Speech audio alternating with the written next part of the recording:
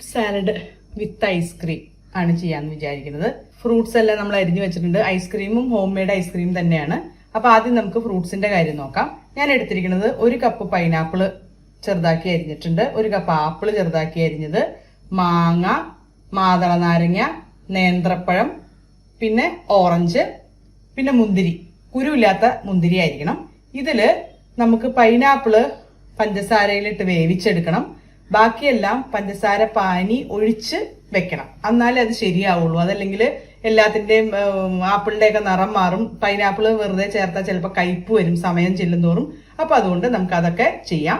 ആദ്യം നമുക്ക് പൈനാപ്പിള് വേവിക്കാം. പഞ്ചസാര പാനി ഉണ്ടാക്കാനായിട്ട് ഞാനൊരു അടികട്ടിയുള്ള പാത്രത്തിൽ 1/2 കപ്പ് പഞ്ചസാരയാണ് ഇട്ടിരിക്കുന്നത്. തീ കത്തിച്ചു. ഇനി അതിനകത്തോട്ട് ഞാൻ 1/2 കപ്പ് വെള്ളം കൂടെ ചേർക്കുകയാണ്. ഇത് ഒരുപാട് ഇങ്ങനെ ഒരു നൂൽ പരുവത്തിലൊന്നും അങ്ങനെയൊന്നും ആവണ്ട, നന്നായിട്ടൊന്ന് അലിഞ്ഞ് ഒന്ന് തിളച്ചാൽ മാത്രം മതി. അതിനുശേഷം നമുക്ക് ഇതിലുള്ള ഫ്രൂട്ട്സ്, ഇത് തണുത്ത് കഴിയുമ്പോൾ ഈ ഫ്രൂട്ട്സ് പഞ്ചസാരപ്പാനിയിൽ ഇട്ട് വെക്കണം. എല്ലാം വേണ്ട, ഞാൻ പറയാം. അതിനുശേഷം നമുക്ക് ഇതേ പാത്രത്തിൽ തന്നെ പൈനാപ്പിൾ ഒന്ന് പഞ്ചസാരയിൽ വേവിച്ചെടുക്കുകയും കൂടെ ചെയ്യണം. അപ്പൊ ഇതൊന്ന് തിളച്ച് വരട്ടെ. പഞ്ചസാര നല്ലോണം അലിഞ്ഞു, വെള്ളമൊക്കെ നല്ലോണം തിളച്ചു. ഇതിന്റെ പകുതി നമുക്ക് മാറ്റിയെടുത്ത് വെക്കാം തണുക്കാനായിട്ട്. എന്നിട്ട് വേണം അതിൽ ഫ്രൂട്ട്സ് ചേർക്കാനായിട്ട്. ബാക്കി പകുതിയിൽ നമുക്ക് പൈനാപ്പിൾ ചേർത്ത് വേവിച്ചെടുക്കാം. അപ്പൊ ഞാൻ പകുതി മാറ്റി വെക്കട്ടെ. പകുതി ഞാൻ മാറ്റി വെച്ചു. ബാക്കി പകുതിയിലേക്ക് ഞാൻ നമ്മൾ അരിഞ്ഞു വെച്ചിട്ടുള്ള 1 കപ്പ് പൈനാപ്പിൾ ചേർക്കുകയാണ്.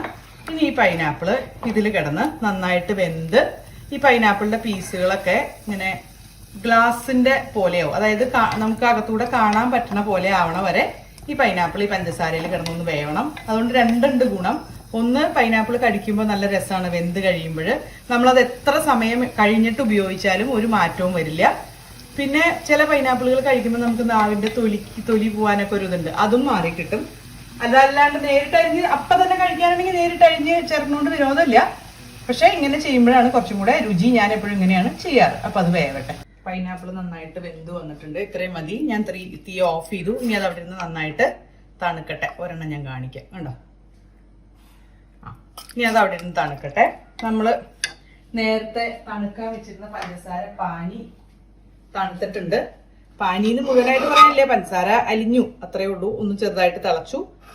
അപ്പൊ അത് ഞാൻ എടുത്തോണ്ട് വരട്ടെ. പഞ്ചസാര പാനി തണുത്തിട്ടുണ്ട്. അപ്പൊ അതിനകത്തോട്ട് നമുക്ക് ഒന്നുകിൽ എല്ലാ ഫ്രൂട്ട്സും നമുക്ക് ഒരുമിച്ചിട്ട് വെക്കാം, അതല്ലെങ്കിൽ അതാത് ഓരോ പാത്രത്തിൽ വെക്കാം. ഞാനിപ്പോ ഒരുമിച്ച് ചേർക്കാൻ പോവാണ്. ഇതിപ്പോ ആപ്പിളാണ്. ആപ്പിള് ചേർത്തു. ഇതെല്ലാം കൂടെ ചേർത്ത് കഴിഞ്ഞിട്ട് നമുക്കൊരു 2 മണിക്കൂർ ഫ്രിഡ്ജിൽ വെക്കണം. അപ്പോഴത് നന്നായിട്ട് തണുത്ത് വരിക. എന്നിട്ട് നമ്മൾ ഐസ്ക്രീമിന്റെ കൂടെ കഴിക്കുമ്പോൾ നല്ല രുചിയാണ്. ആപ്പിള്, നേന്ത്രപ്പഴം, അത് കഴിഞ്ഞ് ഇത് നമ്മൾ എടുത്ത് വെച്ചിരുന്ന മാതളം ഒക്കെ ചേരുമ്പോൾ നല്ല കളറുമാണ്. കഴിച്ചാൽ ആരോഗ്യത്തിന് നല്ലതാണ്. മാങ്ങ പഴുത്തതായതുകൊണ്ട് ഞാൻ പിന്നീട് ചേർക്കുന്നുള്ളൂ. ഇങ്ങനെ തന്നെ ഫ്രിഡ്ജിൽ വെക്കുകയാണ്, കാരണം അതല്ലെങ്കിൽ ഉടഞ്ഞു പോവും. ഇത് ഓറഞ്ച് ഇട്ട് കഴിഞ്ഞാൽ സൂക്ഷിക്കണം. പൈനാപ്പിള് അതൊന്ന് തണുത്ത് കഴിയുമ്പോൾ അതും കൂടെ ചേർത്ത് നന്നായിട്ട് ഇളക്കി വെക്കാം. ഫ്ലേവർ വേണം എന്നുള്ളവർക്ക് റോസ് എസൻസ് ചേർക്കണമെങ്കിൽ ചേർക്കാം. പക്ഷെ എല്ലാ ഫ്രൂട്ട്സും ചേരുന്നത് കൊണ്ട് അതിന്റെ ആവശ്യമില്ല. ഇത് തന്നെ നല്ല രുചിയാണ്. ഇനി നമുക്കിതിൽ ചേർക്കാൻ നമ്മൾ എടുത്തു വെച്ചിരിക്കുന്നത് പൈനാപ്പിൾ അതൊന്ന് തണുത്ത് വരുമ്പോൾ അതും കൂടെ ചേർക്കണം. പിന്നെ മുന്തിരി ചേർക്കുമ്പോൾ ശ്രദ്ധിക്കാനുള്ളത് കുരുവില്ലാത്ത മുന്തിരി ആയിരിക്കാൻ ശ്രദ്ധിക്കണം. അപ്പൊ അത്രയും കൂടെ ചേർത്ത് നന്നായിട്ട് ഈ പഞ്ചസാര പാനിയിൽ യോജിപ്പിച്ച് ഫ്രിഡ്ജിൽ ഒന്ന് മൂടി വെക്കുക ഒരു 2 മണിക്കൂർ. അപ്പൊ തണുത്ത് വരട്ടെ. അത് കഴിയുമ്പോൾ നമുക്ക് ഐസ്ക്രീം ചേർത്ത് കഴിക്കാം. അപ്പൊ ഞാൻ ഫ്രിഡ്ജിലേക്ക് വെക്കട്ടെ കേട്ടോ. എല്ലാ ഫ്രൂട്ട്സും ചേർത്തു, പൈനാപ്പിളും തണുത്തു, എല്ലാം ചേർത്ത് ഞാൻ ഒരു പാത്രത്തിലാക്കി. ഇനി ആ പാത്രം ഒന്ന് അടച്ചിട്ട് നമുക്ക് ഫ്രിഡ്ജിൽ വെക്കാം. ഫ്രീസറല്ല, ഫ്രിഡ്ജ്. 2 മണിക്കൂറോളെങ്കിലും വെച്ചിട്ട് നന്നായിട്ട് തണുപ്പിച്ചതിന് ശേഷം വേണം ഐസ്ക്രീമിൻ്റെ കൂടെ കഴിക്കാൻ. അപ്പൊ ഞാൻ ഫ്രിഡ്ജിൽ വെക്കട്ടെ. നമ്മൾ ഫ്രൂട്ട്സ് ഒക്കെ ഒരു 3 മണിക്കൂറായിട്ട് ഫ്രിഡ്ജിൽ ഇരിക്കുകയാണ്. നല്ല സെറ്റ് ആയിട്ടുണ്ട്. ഞാൻ അതിന്റെ മുകളിൽ മുന്തിരി വെച്ചു. മുന്തിരി എടുക്കുമ്പോൾ നോക്കണം, മുന്തിരിയിൽ കുരുവില്ലാത്ത മുന്തിരി എടുക്കാൻ ശ്രദ്ധിക്കണം. എന്നിട്ട് നമുക്കത് എങ്ങനെയാ സെറ്റ് ചെയ്യണേന്ന് നോക്കാം. ഒരു പാത്രത്തിലേക്ക് നമ്മൾ ഫ്രൂട്ട്സ് കോരിയിട്ടു. ഇത് ഞാൻ വീട്ടിൽ തന്നെ ഉണ്ടാക്കിയ ഐസ്ക്രീമാണ്.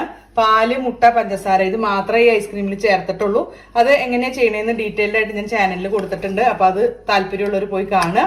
അപ്പൊ ഞാൻ ഇതിന്റെ മുകളിൽ കുറച്ച് ഐസ്ക്രീമും കൂടെ വെച്ചിട്ടാണ് നമ്മൾ fruit salad with ice cream set ചെയ്തത്. ഇതാ കണ്ട, പെട്ടെന്ന് നമുക്ക് വീട്ടിലുള്ള സാധനം വെച്ച് ചെയ്തെടുക്കാം. അങ്ങനെ ഫ്രൂട്ട് സാലഡ് വിത്ത് ഐസ്ക്രീം മൊത്തം ഹോം മെയ്ഡ് ആണ്. അപ്പൊ എല്ലാവരും പരീക്ഷിച്ച് നോക്കണം.